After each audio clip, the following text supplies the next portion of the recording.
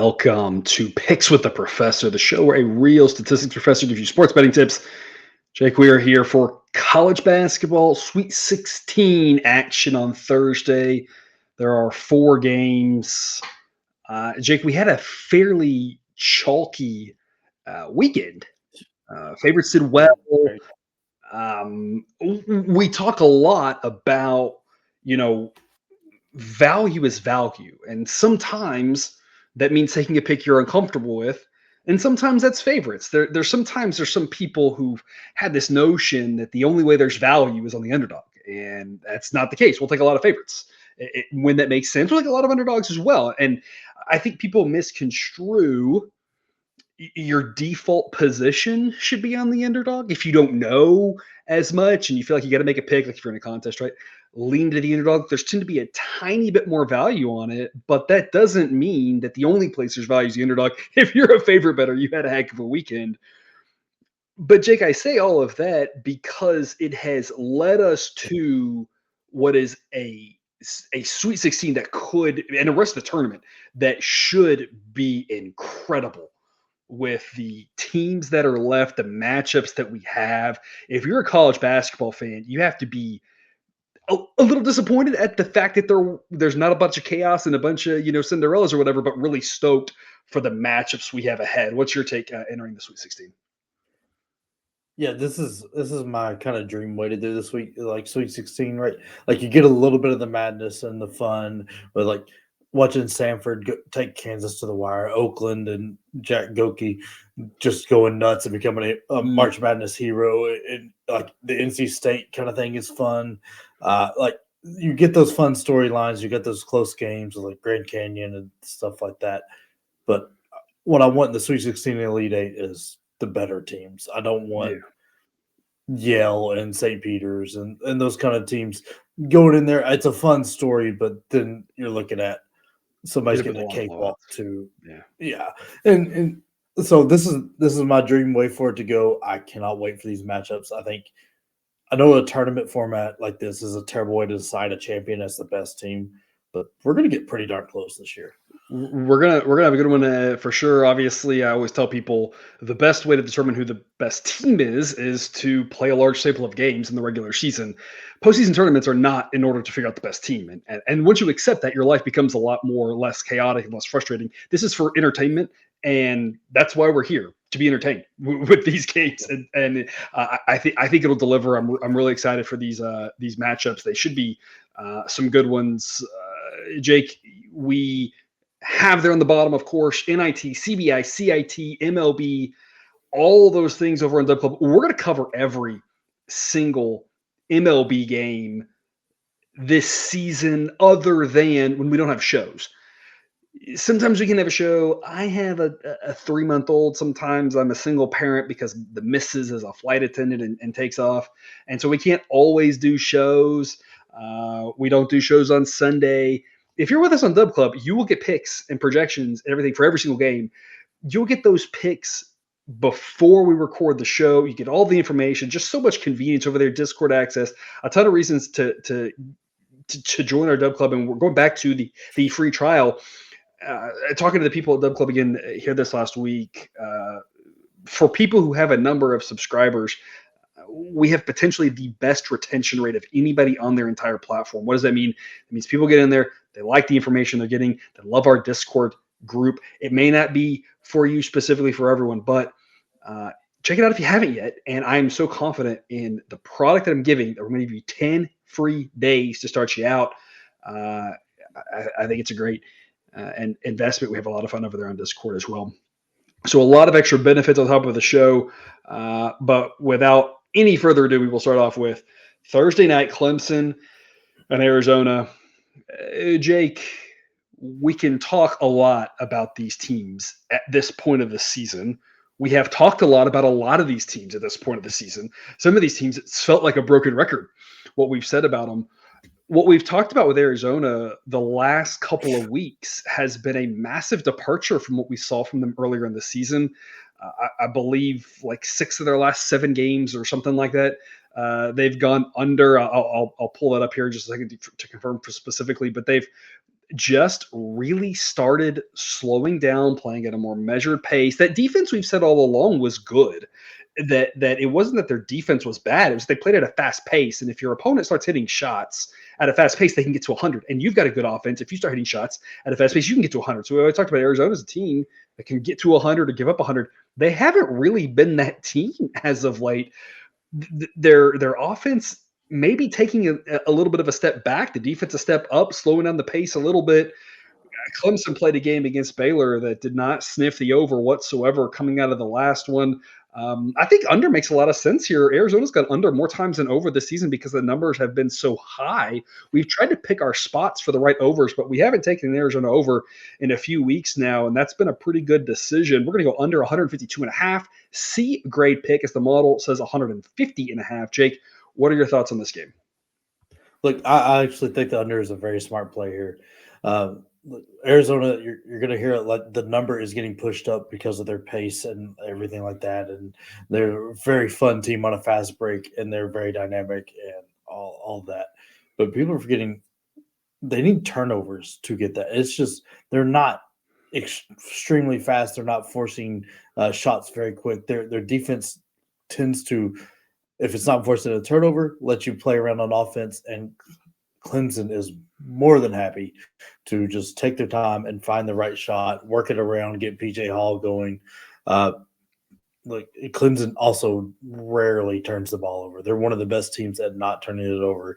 So I think with how this game's going to go, you're going to get a slower paced offense out of Clemson that's going to drag this down.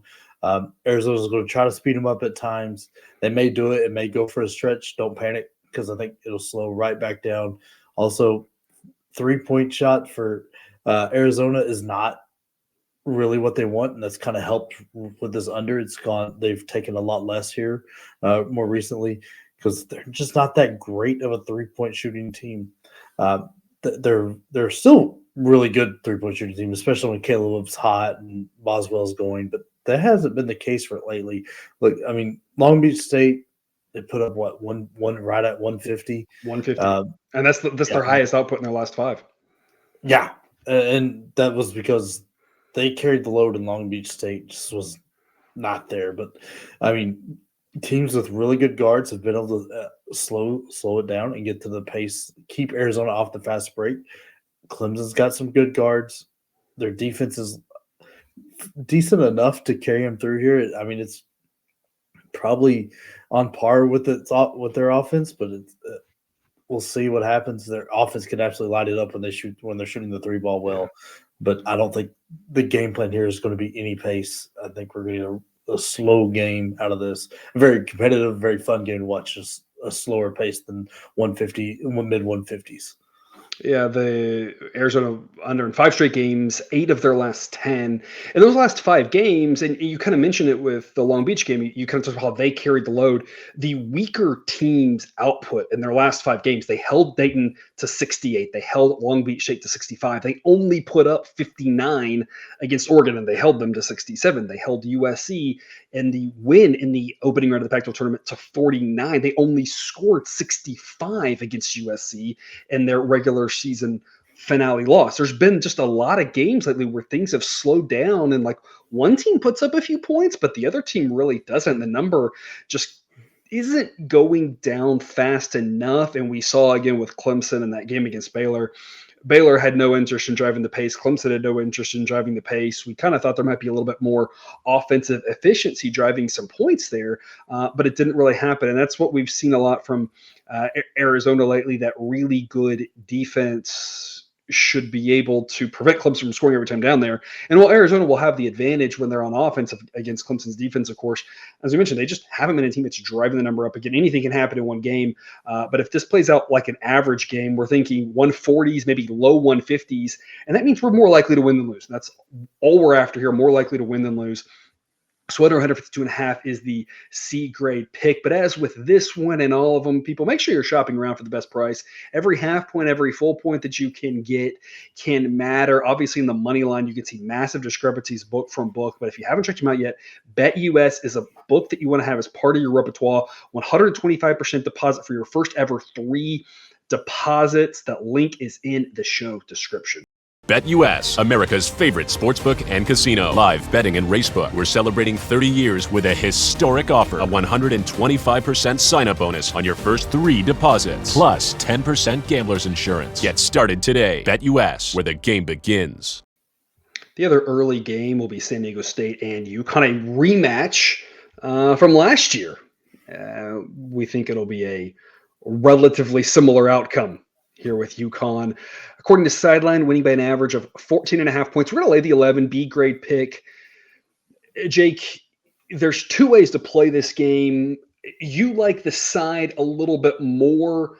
The model likes the side a little bit more, so that is our official recommendation. I just have to mention here too, we're going to play a lot of overs here later on in the Sweet 16. I kind of like this under as well. UConn's been a team that's been a lot more under than over as of late. They are insanely good on offense, of course, but their pace just has been really slow, and the defense is stepping it up. And San Diego State has been a pretty good over-under mix, but the overs have been against teams like Utah State, who just gave up 100. They've been an overtime game, that sort of thing.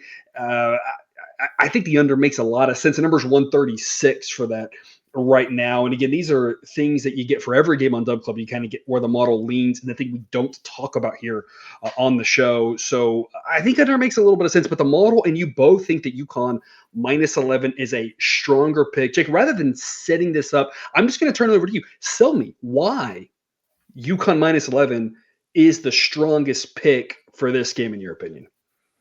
Look, we know what UConn is, right? They are the best team going.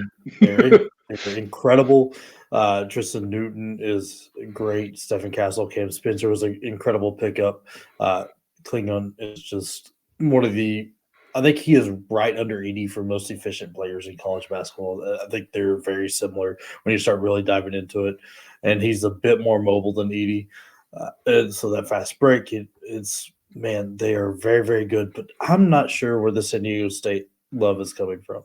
Like, if you start looking at their schedule, right, in the non-conference, they have a win over St. Mary's and Gonzaga, but that was when Gonzaga was trying to figure itself out with EK and Nimhard and all that.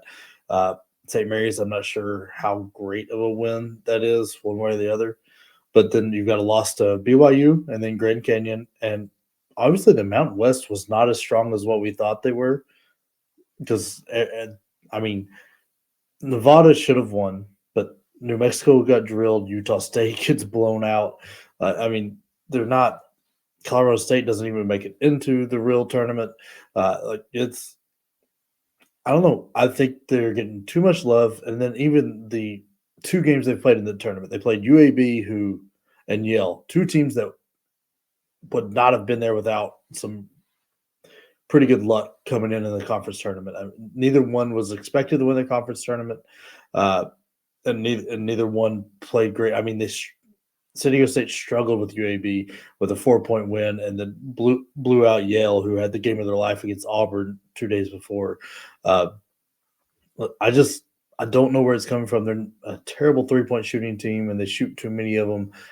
They're not great offensively. They have right about a 50 effective field goal percentage. They're decent for the free throw line, and they get there somewhat, but they're sending other teams to the free throw line more.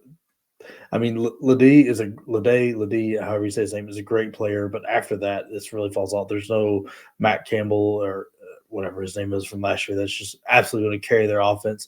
Darian Tremble has just not been the guy they thought they were getting from Seattle for the last 2 years. He's been a very solid, very usable player, just not the 30-point-a-night kind of guy. Parrish is very defensive-oriented, but there's just not a lot of offense there, and I think UConn's got way too much talent to really even have San Diego State in the same ballgame. And that's one of the things that, I think when you just look at the graphic here on screen about these ratings, of course, UConn number 1 overall, number 1 offense, top 10 defense, and San Diego State's best attribute is their defense, of course, but it's still worse than UConn's and their offense lags behind. Number 1 versus number 32 is the bottom line, and we've seen UConn this year, for the most part, kind of dismantle the teams like this. Not every single game, of course, have they won by double digits, but they've tended to if they're playing a team like this that's a lot weaker than them, run away from it. And I think that's kind of where the model's going with this, is that the discrepancy between the tippy top team here in UConn, once you get towards the good, not great teams like San Diego State, is a lot. And so we're going to go B grade here, UConn -11. B grade pick. Jake, to wrap the thoughts up on this, we talked about the Mountain West, of course, maybe not quite as strong as we had hoped. We were hoping they were back because they had been kind of falling off a little bit, and that kind of fell on its face, unfortunately. We do think they're obviously a lot stronger, so we stand by that. They're a lot stronger than they were a couple of years ago when they really had fallen off, but they still have some work to do. Apparently, Colorado State, dismantling Virginia, thumping them, and apparently caught whatever Virginia has and then passed it along to Texas, apparently. So I don't even know what to make of that. Starts us off, and then the rest of the conference, just for the most part, disappointing. Utah State, the only other team to get a win for the conference, but then gets just pummeled by Purdue. And that's nothing against Purdue, but that's the same sort of thing here. Obviously, San Diego State's a little bit better than Utah State, but if the lesson from this is the Big East is strong and the Mountain West may not be that good, even a better Mountain West team probably going to struggle against a top team like UConn. Again, an average game, anything can happen. One game upsets can happen. That's what makes this tournament so fun. But in general, it's kind of more likely that UConn runs away, and we're more focused on Clemson, Arizona in this early slot than you are San Diego State. UConn. 9:40 p.m. Eastern, we're going to shift gears a little bit and go over on this game, over 137. I'd love to go over 137 and a half, but this number is 73 and a half. This number is insanely high. We're going to go over with a C grade pick. Sideline says 176. Jake, the highest I think I've seen the model project a single game this year was kind of around 180, and that was just the perfect storm. It's hard to project a game out like this, but when you see what Alabama apparently is trying to do in the tournament, which is just play even more frenetic than they did in the regular season, and you see, obviously what North Carolina can do, not trying to slow the pace down whatsoever. This game could have some fireworks. Only a C grade pick because you're going over such a large number. And that's why we have the grading system, why it outputs that, if you're talking about upper 160s, 170 or so, you're talking about a lot more of an exciting pick, because this game could easily land right around 170 or upper 160s or low 170s. And those would, of course, be losses for us. But we like this because we think while those are possible, it is just as likely this game gets into the mid, upper 170s, 180s. I don't know, 190s, 200s. I mean, this could be another one of those 102 to 100 type of games, which would be a lot of fun for a Thursday night. Jake, tell us more. Yeah, this game is just going to be incredible. Like, I know we nailed the under on the Grand Canyon and Alabama game in their previous matchup, but that was not for lack of pace. That game was pure chaos and so much fun to watch, and just bad basketball, bad decisions being made all around, and it was just so much fun to watch. But look, you've got a team like North Carolina who has the guards to keep up, to match exactly up with Alabama. They've got a big guy that can move and can shoot. They nail free throws. They can really shoot the three ball at times when they feel like it. And Harrison Ingram has been absolutely fantastic pickup. You've got Cormac Ryan, who's a great three-point shooter. Cadeau seems to finally find some offense. And then you've got the ACC Player of the Year, R.J. Davis, who can go for 40 on any given night. When you add that into Alabama's pace and how they're determined to make that pace go up, and whether that's all in their offensive end where they just jack a shot up every 2.5 seconds or what, and just try to clean up offensive rebounds from long three-point misses and turn those into layups. They play so fast. It's so addictive. You see everybody get caught up in it. And if you start looking back at their last handful of games, 103, they put up 103 against Ole Miss. They get beat by Tennessee and only put up 74, but they give up 105 to Florida and score 87. They score 92 against Arkansas, 109 against Charleston, and then 72 in that Grand Canyon game. those games are moving, and it's so much fun to watch. And it's so crazy, and their defense is so bad. They foul so much. They reach and try to block every shot that's going to send North Carolina to the free throw line, who's a very good free throw shooting team, one of the best out there with. And Baycott, who they're going to try to feed in a lot, especially early in the game and towards the end, is a great free throw shooter, and he's going to really make them pay. I think we're going to get points from every which way here, because North Carolina. I mean, the big thing that Grand Canyon did for Alabama was they forced just as many turnovers as Alabama was forcing on them. North Carolina's not that kind of defense; they don't have that kind of style. So I think Alabama's offense is going to be able to score a little bit more too. I think it's just going to be raining points and a ton of fun to watch. North Carolina on whatever it was Saturday, putting up 85 against Michigan State. I feel like that was pretty impressive, especially with the start they had. Michigan State does not want to push the tempo whatsoever. I mean, they're not like the opposite of Alabama, obviously. They're not 360th or whatever in pace, 358. They're not that slow, but Michigan State is slower and much stronger on defense, and they put up 85 on them. And it's like that's part of this too. We talk a lot about Alabama. Part of it's North Carolina. Like they are able to play fast and do it well. And Alabama, you put those together, and it's the perfect storm for a crazy fun basketball game. So we're going to go over again, always shop around, try to get every little half point because this game almost assuredly is going to have a lot of points. And it may clear this number by a ton, but again, the C grade only because we're having to play 173.5. C plus grade 173. If you get 172, now you're talking B minus. 171, you're talking a B grade. 170 B plus grade. So I don't know where the number is going to go on this. At some point, we have seen this season some resistance to these really large numbers.